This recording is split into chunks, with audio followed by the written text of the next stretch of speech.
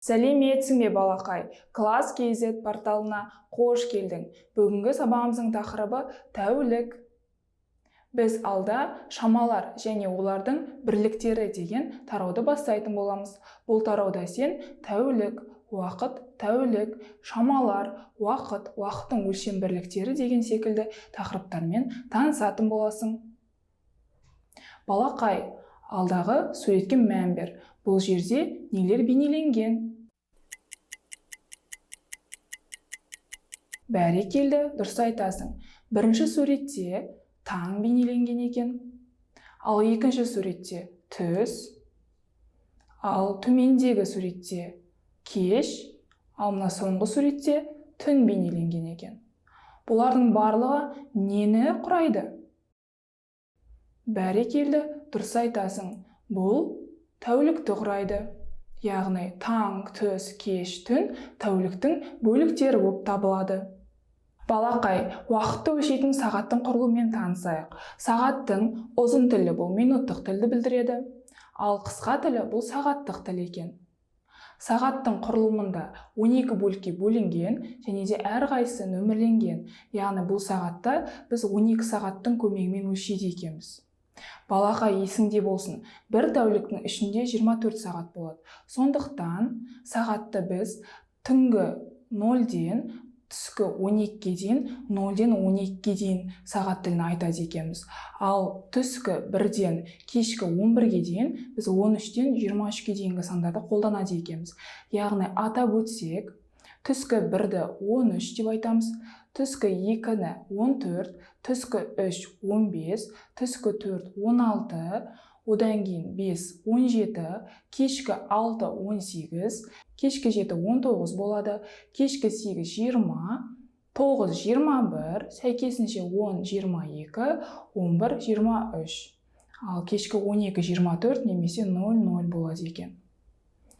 Сонымен балақай, түсінікті болса, тапсырмаларға көшейік. Бірінші тапсырмада бізде міне тәуліктің бөліктері берілген, яғни таң, түс, кеш, түн. Және де әрбір бөлікке сәйкес сағаттар берілген. Осы сағаттарды атауың керек. Мына таңғы уақыттағы мына сағат қандай уақыт көрсетіп тұр? Дұрыс, 8 сағатты көрсетіп тұр. Келесі, мына кешкі уақыттағыны айта қойш. Байқап тұрғандай, таңғы және кешкі уақыттағы сағаттар бірдей. Бірақ таң және кеш деген екі түрлі. Сонда қай уақыт болады? Бәрекелі, дұрыс айтасың. Кешкі уақыт болғандықтан бұл уақытты 20 сағат деп айтуға болады. Енді келесі түскі уақыттағы сағат қай уақытты көрсетіп тұр? Дұрыс, түскі уақытта сағат 15 сағатты көрсетіп тұр. Ал түнгі уақытта да дәл осындай сағат берілген, сонда қай уақытты көрсетіп тұр екен? Дұрыс, түнгі уақыт болғандықтан сағат 3 сағатты көрсетеді. Жарайсың. Ал енді келесі тапсырмада мына берілген сағаттардың қай уақытты көрсетіп тұрғанын анықтауың керек. Қанекей, бірінші сағаттан бастайық. Бұл жерде 15 сағат немесе қандай сағат деп айтамыз? Және де бұл түскі уақытты көрсетіп тұр екен. Бәрекелді, дұрыс айтасың. Түскі уақыт болғандықтан 15 сағат немесе 3 сағат түскі деп атауға болады.